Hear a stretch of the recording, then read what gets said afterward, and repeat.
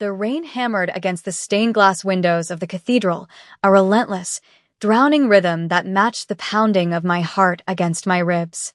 The air inside smelled of expensive lilies, burning wax, and the metallic tang of ozone, a suffocating perfume that did nothing to mask the underlying scent of danger. I stood at the very back of the nave, my fingers gripping the rough fabric of my dark blue dress, the starch of my white apron digging into my waist. I was invisible here, a shadow in a room full of predators, a maid standing on the periphery of a funeral for a man who owned half the city. They called him the Dragon of Soul, a ruthless kingpin who had ruled with an iron fist, but to me, he was just Daehyun. The man in the mahogany casket at the altar was not a monster, and more importantly, the man in the casket was not meant to be there. I watched as the sea of black umbrellas and charcoal suits parted, the mourners bowing their heads in a performance of grief that felt as hollow as the cathedral's vaulted ceiling. His brother, Junho, stood at the podium, his face a mask of solemnity that barely concealed the gleam of triumph in his dark eyes. He spoke in rapid, clipped Korean, his voice echoing off the stone walls, weaving a narrative of tragedy and succession. I didn't need to understand every word to know he was lying. I knew the truth because I had felt the warmth of Daehyun's skin only hours before the accident. I knew the rhythm of his breathing, the specific cadence of his pulse which I had memorized in the quiet, stolen moments before dawn. My legs trembled, threatening to buckle under the weight of the impossible choice before me. If I stayed silent, the man I loved would be buried alive, sealed away in darkness forever. If I stepped forward, I would be signing my own death warrant, marking myself as a target for the most dangerous criminal organization in the country. But then I looked at the coffin again, the polished wood gleaming under the dim lights, and a memory flashed through my mind, his hand covering mine, his voice rough with sleep, promising me that we would find a way out. I took a breath, the air rasping in my throat, and before my fear could paralyze me completely, I pushed open the heavy oak doors and stepped into the aisle. The sound of my footsteps was swallowed by the storm outside, but my voice, when it came, cut through the silence like shattered glass. "He's not dead," I screamed, the words tearing from my chest, raw and undeniable. "Stop the funeral. He is not dead." The reaction was instantaneous and terrifying, a ripple of shock that transformed the solemn gathering into a tableau of violence. Every head turned, a synchronized wave of hostility, and the sound of 100 bodies shifting in the pews was like the rustle of dry leaves before a fire. Men in dark suits moved with practiced fluidity, their hands reaching inside their jackets, the dull glint of steel flashing in the candlelight. I froze, my hands raised in a gesture of surrender that felt pathetically inadequate against the arsenal pointed at my chest. Junho looked up from the podium, his eyes narrowing as he recognized me, a flicker of irritation crossing his face before it settled into a cold, amused sneer. He said something to his lieutenants in a low, dangerous tone, and the guards nearest to me stepped forward, blocking my path. "The help is confused," Junho said in English, his accent heavy and mocking, his voice projecting easily to the back of the room. "She is grief-stricken. Perhaps she spent too much time cleaning the master's quarters and lost her mind." A ripple of dark laughter moved through the front rows, but I didn't flinch. I couldn't afford to. I kept my eyes locked on the coffin, willing the wood to splinter, willing him to wake up. "I'm not confused," I shouted, my voice shaking but gaining strength. "Check his body. He isn't cold. The paralysis. It's a toxin. I know what you gave him." The accusation hung in the air, heavy and poisonous. The laughter died instantly. Junho's smile vanished, replaced by a look of sheer, predatory malice. He descended the steps of the altar slowly, his movements graceful and predatory, like a tiger stalking wounded prey. "You make dangerous claims, little girl," he said softly, closing the distance between us until I could smell the expensive cologne and the stale smoke clinging to him. "Disrespecting the dead is a sin. Interrupting the mourning of the family is a death sentence," he signaled to the guards, two hulking men with impassive faces who grabbed my arms, their fingers digging into my biceps with bruising force. "Take her out back," Junho commanded, turning his back on me as if I were nothing more than a stain on the floor. "And make sure she doesn't interrupt us again." "Wait." The command didn't come from me, and it didn't come from Junho. It came from the front row, from a woman sitting in a wheelchair, draped in layers of black lace. Madame Park, the matriarch, the only person Junho feared. She tapped her cane against the marble floor, the sharp sound echoing through the cavernous space. "Let her speak," the old woman rasped, her voice thin but laced with an authority that made the guards hesitate. Junho stiffened, his jaw tightening. "Grandmother, this is a farce. She is a maid. She knows nothing." Madame Park turned her head slowly, her eyes milky with age, but seeing far more than anyone gave her credit for. "She claims my grandson is alive," she said, her gaze drifting to the coffin. "If there is even a breath of truth, I will not bury him. Bring her here." The guards didn't release me, but they shoved me forward, marching me down the long aisle toward the altar. Every step felt like walking the plank. I could feel the eyes of the organization boring into me, assessing, judging, planning how to dispose of me later. I focused on the white apron I wore, clutching it like a shield. It was the only thing identifying me, the only reason I had been allowed into the building in the first place, and now it felt like a target. When I reached the front, Junho blocked my path to the coffin, his body a wall of expensive wool and suppressed rage. "You touch him," he hissed, his voice so low only I could hear, "and I will cut the hands from your wrists." I looked up at him, trembling, but the image of Daehyun's face, the kindness he hid from the world, the way he looked at me when we were alone, gave me a surge of adrenaline that overrode the terror. "If he's dead, then you have nothing to fear," I whispered back. "Let me see him." Junho hesitated, his eyes darting to his grandmother, then back to me. He stepped aside, a mock gesture of chivalry that was terrifying in its insincerity. "Go ahead," he said, gesturing to the open lid of the casket where only the top half was visible. "Say your goodbyes to the master." I approached the casket, the smell of lilies becoming overpowering, mixing with the scent of formaldehyde that I knew was a lie. There he was, Daehyun. He looked peaceful, his sharp features softened by the makeup they had applied to make him look lifeless. His skin was pale, almost translucent, and his hands were folded over his chest, clutching a rosary he never used in life. My heart hammered against my ribs, so hard I thought it might bruise them. I reached out, my hand shaking uncontrollably, and brushed the hair back from his forehead. His skin was cool to the touch, and for a split second, doubt seized me. Had I been wrong? Had Junho actually killed him this time? But then I moved my hand down to his neck, pressing my fingers against the hidden pulse point just behind his jaw, a spot he had shown me once, jokingly, after a sparring match. "If I ever stop fighting," he had said, breathless and sweating, "check here. If this beats, I'm still in the game." I pressed down, ignoring the collective gasp of the room at the desecration of touching the body. I waited. 1 second. 2 seconds. The silence in the cathedral was absolute, a vacuum waiting to be filled. And then I felt it. Faint. Thready. Uneven. But there. A beat. Thump. Then another. Thump. Tears flooded my eyes, blurring my vision. "He's here," I sobbed, turning to face Madame Park. "He's alive. I can feel it." Junho lunged forward, his composure shattering.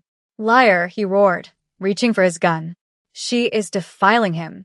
But before he could fire, a sound cut through the chaos, a sound that froze everyone in their tracks. It was a gasp, a wet, desperate intake of air, loud and rattling, coming from the coffin. The cathedral erupted. It was as if a bomb had detonated in the center of the room. Screams rang out, chairs were overturned, and the distinct crack of gunfire shattered the stained glass windows above us. I didn't look to see who was shooting. My entire world narrowed down to the man in the box. Daehyun's body convulsed, his back arching off the satin lining, his hands clawing blindly at his throat as the paralysis toxin wore off, leaving his lungs starving for oxygen. "Help him," I screamed, grabbing his shoulders and trying to pull him up. "He can't breathe." He was heavy, dead weight shifting into frantic, uncoordinated struggle. His eyes flew open, wide and terrified, the pupils blown out, seeing nothing but darkness. "Keisha," he choked out, the name barely a whisper, distorted by the fluid in his lungs. Hearing my name on his lips in front of everyone, his family, his soldiers, his enemies, was a declaration of war. I wrapped my arms around his torso, heaving him upward, my dark blue dress instantly soaking up the sweat and condensation from his skin. Junho was screaming orders, but the loyalty of the room had fractured. Half the men were looking at their resurrected leader with awe and fear. The other half were looking at Junho for instructions on how to kill a ghost. "Get him out of here." Madam Park's voice rose above the din, sharp and commanding. "Protect the family head." Two men I recognized, guards who had always been loyal to Daehyun, rushed the altar, not to attack us, but to shield us. Bullets sparked against the marble steps near my feet. "Move!" One of the guards yelled, grabbing Daehyun's other arm. We hauled him out of the casket, his legs dragging, his expensive suit rumpled and twisted.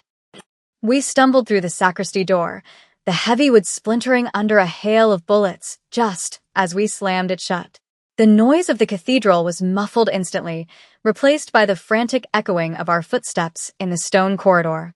Daehyun was coughing violently now, his body trying to expel the remnants of the poison, his weight leaning almost entirely on me.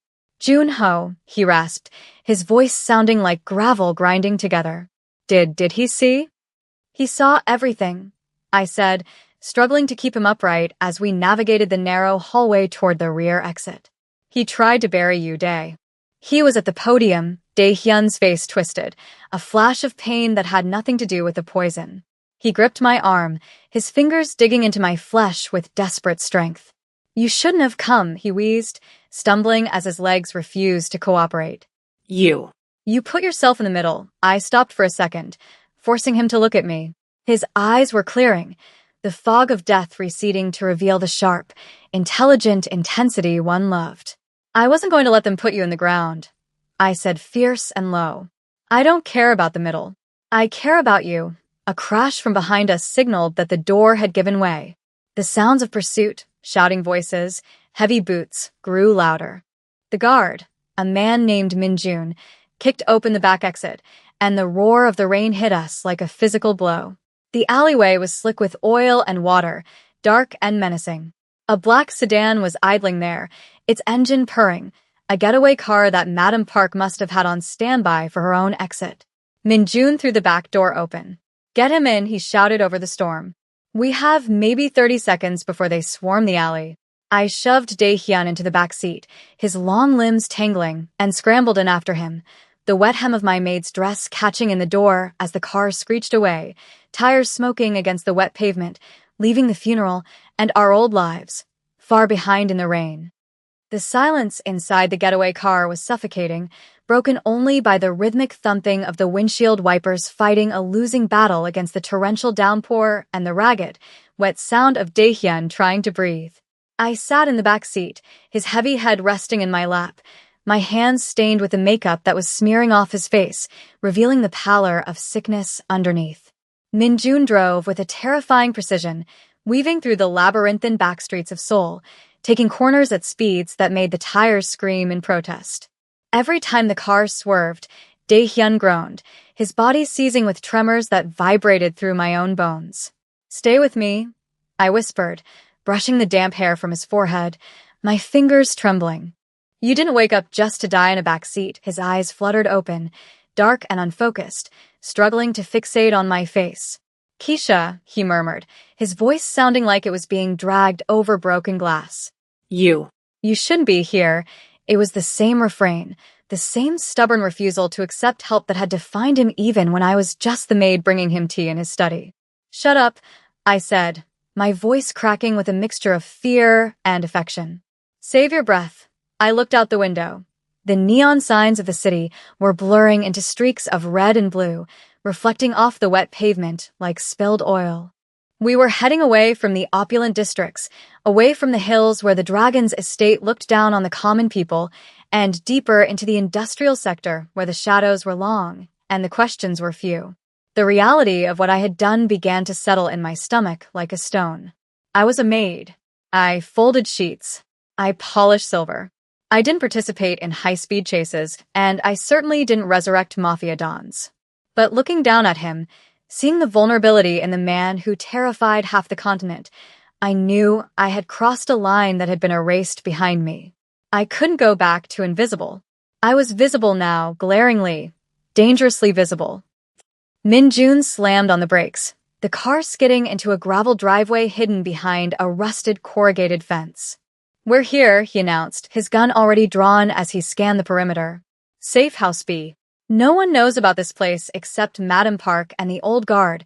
We hauled Dae-hyun out of the car, the rain instantly soaking us to the bone.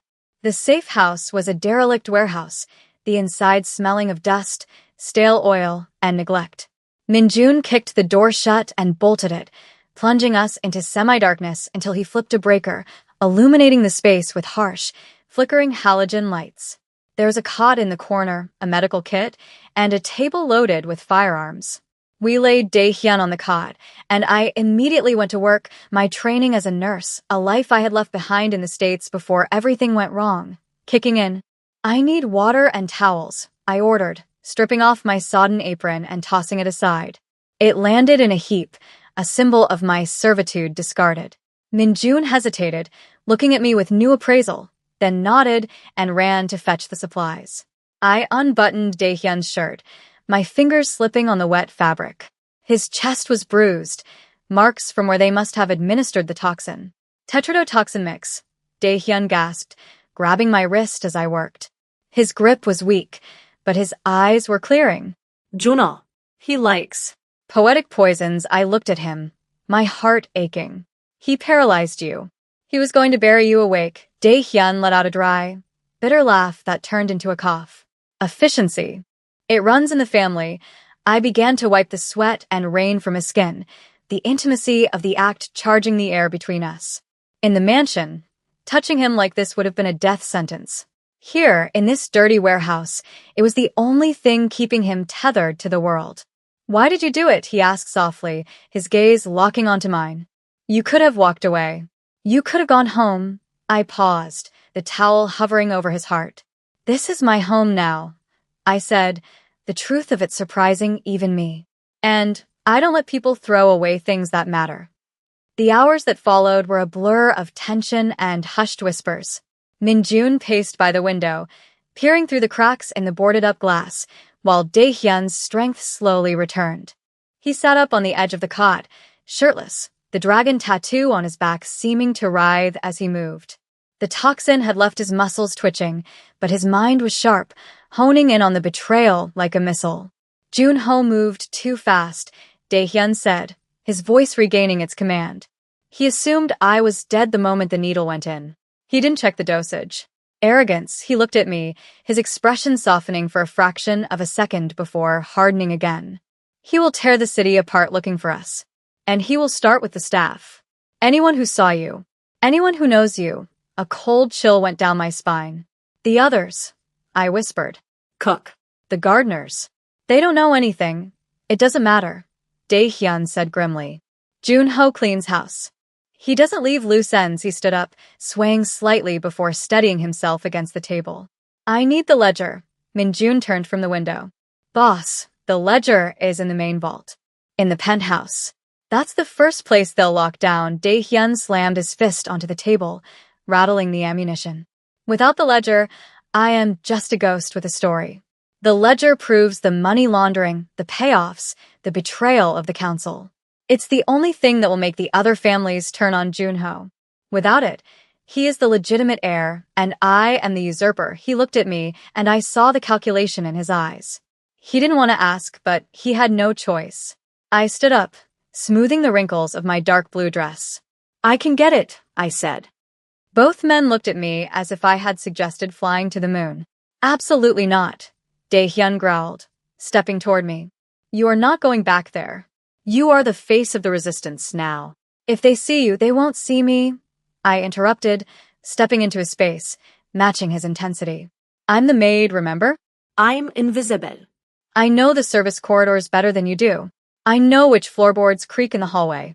I know the laundry chute drops directly into the sub-basement where the vault ventilation is." I took a deep breath. "And more importantly, they're looking for a man. A dead man walking. They aren't looking for the help." Dae-hyun stared at me, his jaw working. It's suicide, Keisha. It's survival, I countered. You said it yourself. Without that book, we're dead anyway. Let me do this. Let me be more than just the woman who screamed at your funeral. The silence stretched, heavy and thick. Finally, Dae-hyun reached out, his hand cupping my cheek, his thumb tracing the line of my jaw. It was a gesture of possession and terrifying vulnerability. If you don't come back, he whispered, low and dangerous, I will burn this city to ash. I'll come back, I promised, though I could feel the lie of certainty on my tongue. Just make sure the car is running. The return to the dragon's estate was a surreal nightmare. I was smuggled into the back of a delivery truck Min-jun had arranged, hidden behind crates of produce destined for the kitchen I used to clean. The rain had stopped, leaving the world slick and glistening under the moonlight. The estate was a fortress, lights blazing in every window, armed guards patrolling the perimeter with dogs. I slipped out of the truck while the driver argued with the gate security, rolling under the chassis of a parked SUV and waiting until the boots marched past. My heart was a frantic bird in my chest, battering against my ribs. I made my way to the servants' entrance, a small, unassuming door half hidden by ivy. It was locked, but I knew the trick, a hard kick to the bottom panel while jiggling the handle. It clicked open. The smell of the house hit me instantly. Lemon polish and old wood, a scent that used to mean safety and routine, now reeking of danger. The house was quiet, too quiet.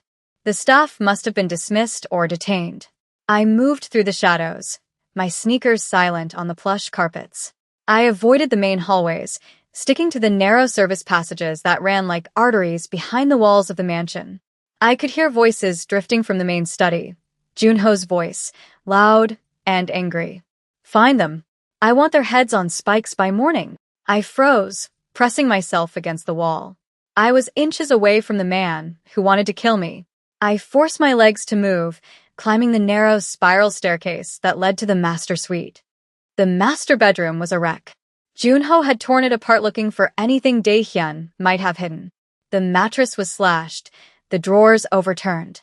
But he didn't know about the loose tile in the ensuite bathroom, the one under the heavy clawfoot tub. I had found it months ago while scrubbing the grout, a hollow sound that piqued my curiosity. I had never opened it then, respecting boundaries I no longer cared about. I scrambled under the tub, my dress catching on the jagged porcelain, and pried the tile up with my fingernails. There it was, a small, black leather book and a digital drive. The keys to the kingdom. I grabbed them, shoving them into my bra, the cold metal against my skin a grounding reminder of the stakes. Well, a voice drawled from the doorway. My blood turned to ice. I scrambled out from under the tub to see the head of security, a man named Vance, leaning against the doorframe, a suppressed pistol in his hand. I told Junho the maid was smarter than she looked. He smiled, a cruel twisting of lips. You should have kept running, sweetheart. I slowly raised my hands, my mind racing. I was in a bathroom. Hard surfaces. Confined space. I was unarmed. I just wanted my things. I lied, my voice trembling convincingly. I left my passport, Vance laughed, stepping closer. You think I'm stupid? You came for the leverage. He raised the gun, aiming for my leg. Give it to me, and maybe I'll let you live long enough to say goodbye to your boyfriend. I looked at the gun, then at the heavy bottle of expensive bath oil sitting on the rim of the tub next to me. It was now or never. Okay, I said, reaching into my dress, as if to retrieve the drive. Okay, don't shoot. As I pulled my hand out, I didn't hold the drive. I grabbed the heavy glass bottle and hurled it with every ounce of strength I possessed. It wasn't a perfect aim, but it smashed against his hand, the glass shattering and the oil exploding everywhere. Vance yelled, the gun firing wildly into the ceiling as he slipped on the slick oil spreading across the marble floor. I didn't wait. I lunged past him, my shoulder checking him into the doorframe, and bolted into the bedroom. Get her, he screamed, his voice echoing down the hall. I ran like I had never run before, bursting out of the bedroom and sprinting toward the laundry chute at the end of the hall. Footsteps thundered on the stairs, guards coming up from both sides. I was trapped. The chute was my only option. I threw open the small hatch and dove headfirst into the darkness, sliding down the metal tunnel that smelled of detergent and dirty linen. I tumbled out into the basement laundry cart, landing in a pile of sheets with a bone-jarring thud. I scrambled out of the cart, gasping for air. But before I could orient myself, the basement door burst open. Junho stood there, flanked by 3 men. He wasn't smiling anymore. "Did you really think," he said, walking toward me, his gun leveled at my forehead, "that I wouldn't watch the exits?" I backed away until my back hit the industrial washing machines. There was nowhere left to go. "He's alive, Junho," I said, my voice defiant despite the tears pricking my eyes. "And he knows what you did." Junho stopped a few feet away, the muzzle of his gun looking like a black tunnel to hell.